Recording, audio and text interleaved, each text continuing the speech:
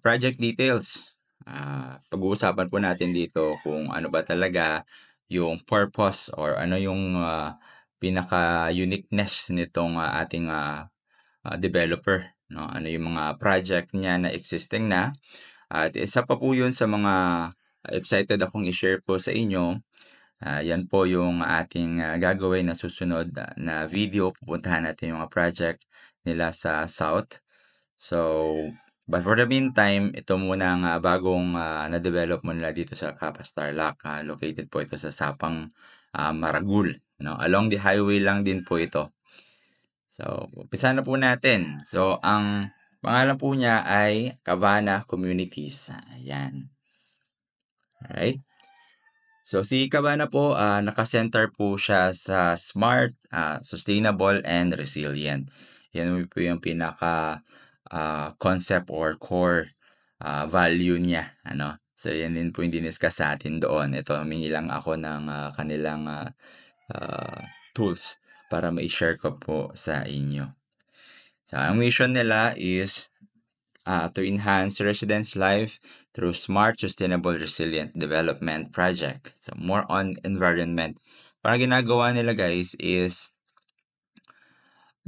kapag nagtayo sila ng project sa isang lugar, kung anong meron doon, in-enhance nila, no? May mga project sila malapit sa dagat, so ginagawa nila, ang concept nila, yung team nila, dun sa design ng kanilang development or set development is accordance dun sa ah, location or geographical, kung anong meron doon 'no, na-enhance nila. At mamaya po, napaka-unique po ng, ginawa nilang community, as in community po talaga siya na nagtutulungan. So, mamaya ko na po i-discuss. So, ang vision nila is, siyempre magkaroon ng, eco-conscious, communities, yeah, where exceptional living, environmental, more on ano sila, gusto nila na yung, siyempre 'di ba yung nangyayari sa mundo ngayon, yung sobrang, climate change.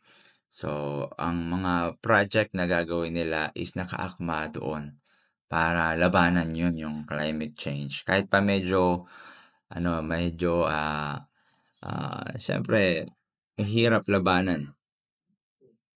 Mahirap labanan, na, kung ano yung, nangyayari sa mundo na 'to, right? Okay. So, ito naman po yung mga project, existing project nila, more on sa south po. Ayan, so meron po sila dito sa Cavite, Mantoc West, Amadeo, Pangil, Amadeo, Hangal, Amadeo, Halang, Halang, Amadeo, Banay-Banay, ayan, Poblasyon, Asisan, Tagaytay, Sambal, Tagaytay, Anuling, Mindez, Miguel, Mojica, Mindez, Bendita. Second, Magallanes, ayan. So, marami po sila sa Cavite, meron din sila sa Batangas, Rosario, Batangas, malapit po sa, mga beach. At meron din sila dito sa Bacolod. Ang kagandahan po sa kanila, once na naka-own po kayo ng, project, ano, once na bumili kayo ng isa sa mga, property 'no, or let's say dito sa Tarlac nakabili kayo. So, meron po kayong access 'no, mamaya pakita ko sa inyo yung card na puwede niyong puntahan yung mga project nila. So, meron silang connectivity. So, let's say for example dun sa Rosario, Batangas, so which is na-develop nila, na-enhance nila, yung, mga beach doon, ah, na malapit kung saan malapit yung project nila ay, puwede mo rin i-avail yung mga amenities. So, 'di ba? Hindi lang siya sa isang lugar. So, mostly kasi sa atin ano, 'pag bumili ka sa isang subdivision, dun ka na lang 'di ba, kung ano yung mga own na nung mga ibang developer na kahit same dun sa pinagbilhan mo, eh, hindi ka puwedeng maka-access doon. So, ginawa nila ito kasi nga, bawat project napaka-unique 'no, at, gusto nila na magkaroon ng, siyempre, knowledge 'no, yung mga homeowner nila doon. At, meron din silang, in-house na agriculturist. So doon, siya yung nagme-maintain dun sa, amenities na meron dun na greenhouse, puwede mo pong mapagtanungan kung ano yung season na maganda ngayon. So, yun yung isa sa mga uniqueness po nila, alright? So, yan. Si Cabana, ito po, it's more on nature po sila, okey? Yan. So, ito po yung ating, buong site development map. So, 266 lot. Makikita po ninyo dito sa bandang dulo, ayan, sa may bandang, ito po yung, highway na 'no, yung kulay yellow na tatlo sa main road. Tapos meron po tayong, ah, yung kulay, purple, yan po yung bahay na commercial at yung dalawang yung kulay green, yan po yung parang park natin. Mga purple, yan po yung commercial, tapos sa taas bahay. Tapos yung ating mga, ah, naka-pink and orange, yan naman yung mga, farm residential natin, yan. So 266 lot siya in total. Ito naman ang concept nila, farm residential, ayan. Okey, ito din yung residential, commercial nila. So sa taas, puwede kang tumira, ayan, mamuhay, at sa baba, puwede mo maging, tindahan or kung anong business ang gusto mo. So, mamimili na lang po kayo, alright? So ito naman yung commercial nila. Yung commercial nila sa bungad, ng, development. So ang nagma-manage po nito yung mismong, developer. So more on mga lease po, ayan. Sila din po magpapatayo nitong building, ayan. Hindi po siya puwedeng, i-own, pero puwede siyang i-lease, okey? Ito yung mga malapit, kaya po nasabi natin kanina na farm siya pero malapit sa, mga basic needs 'no.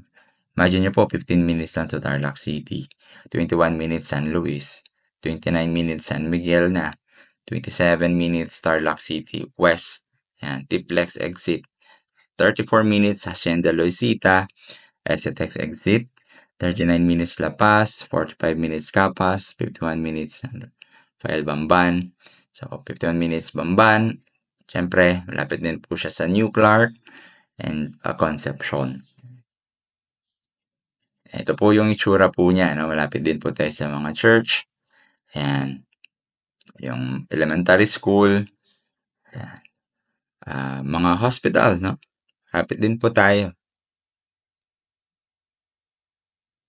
Ito naman yung mga amenities na puwede niyong i-enjoy dito. So mayroon po siyang greenhouse, commuters area park, jogging path, edible garden, ayan.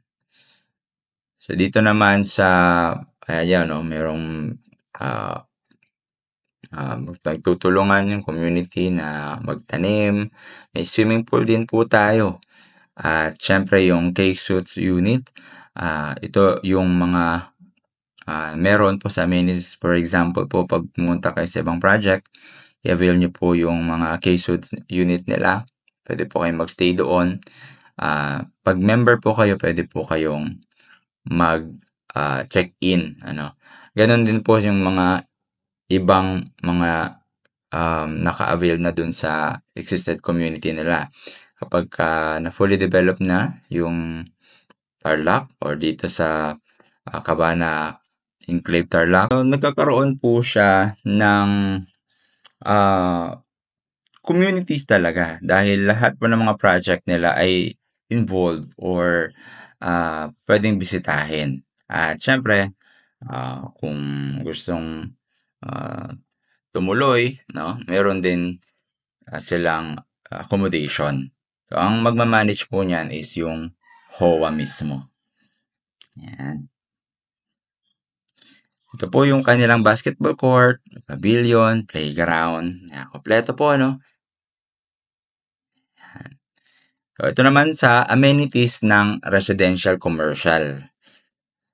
Ito, may jogging pad, sidewalk, common parking, family park, and may signage diyan na ilalagay yung Cabana icon.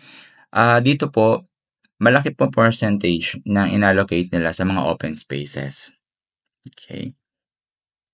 Sa facilities, and meron din silang automated RFID tulad po dito sa Cabana Amadeo nila na finished project, sold out project po ito, no? Card mismo. Ito po yung, yun po mismo yung card. So, smart po ito. So, kahit po na, siyempre, kung mag-visit kayo sa ibang mga project nila, kapag may card kayo, nakaka-access po tayo. No?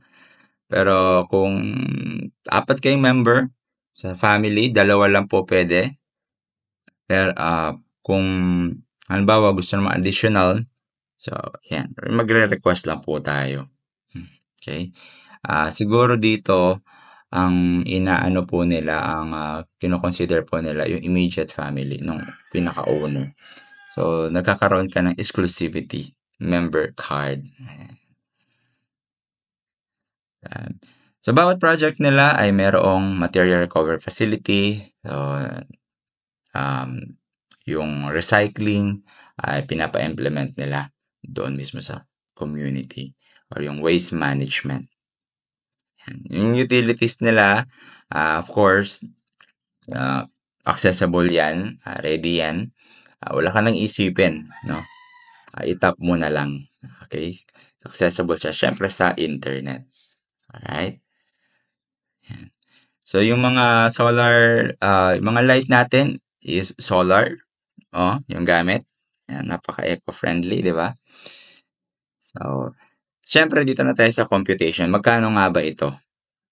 Papakita ko po sa inyo. Disclaimer lang guys, no? Kapag nakita nyo po yung video na maaaring 2 months na, 3 months na, 6 months na, baka hindi na po ito yung price. So, mag-contact lang po kayo sa akin. Mag-comment kayo sa baba. Message nyo ako sa Viber o WhatsApp para malaman nyo kung magkano yung presyo. Ang ibibigay ko po sa inyo yung presyo is introductory price. Ngayon, ang per year na increase nila, no, usually nasa 15% yan. So, baka hindi na ito yung ang presyo na kung napanood niyo po yung video na to. So, tawagan nyo lang po ako para makakuha ng computation. So, kung ikaw ay nakapanood nitong video na to, bagong-bago, so, ito po, introductory price. Ayan. No down payment po sila. Wala silang down payment. Easy monthly terms ang pinoprovide po nila. Ito po yan. So, option number 1. Sa bawat 200 square meter, magkakaiba din po yan. Pero ito lang po yung mga regular cut.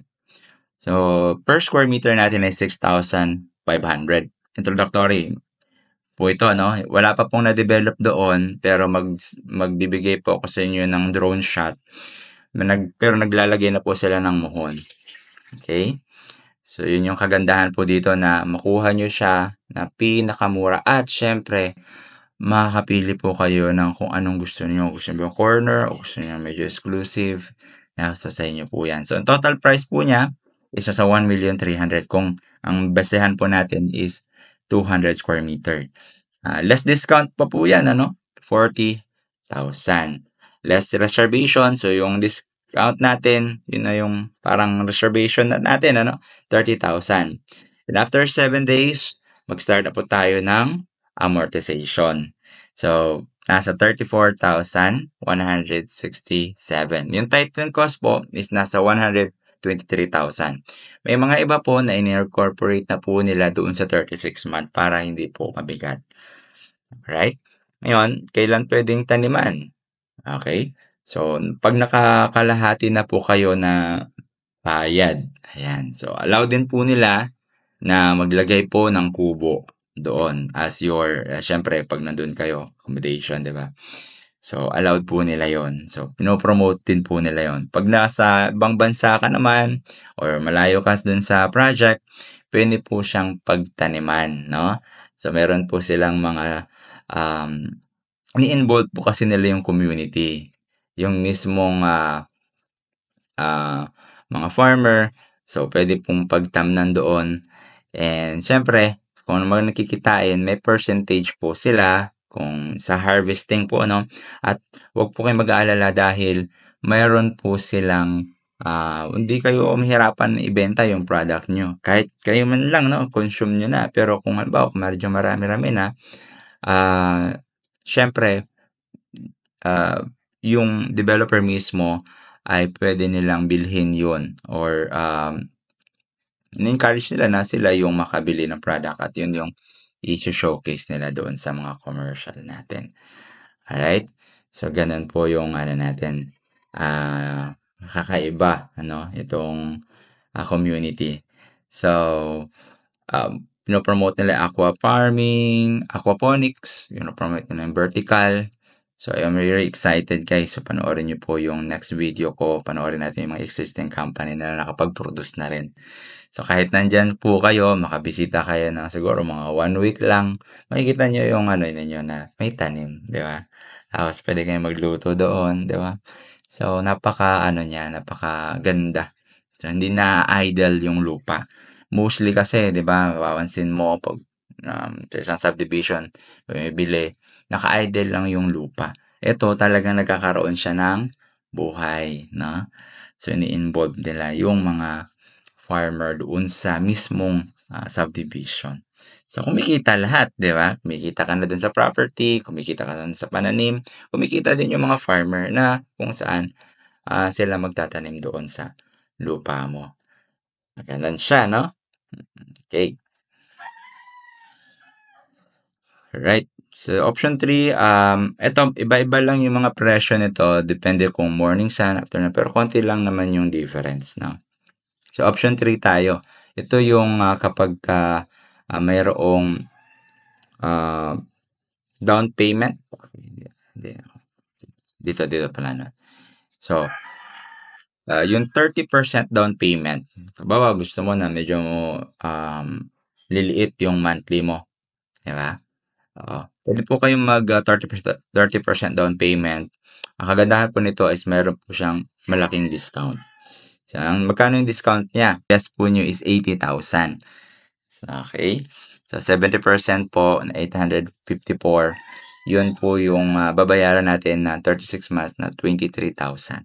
So, mas mababa na po siya. Depende po sa inyo kung puwede niyo pong taasan yung 366,000, ayan. At yung tithing fee, puwedeng incorporate po diyan sa amortization.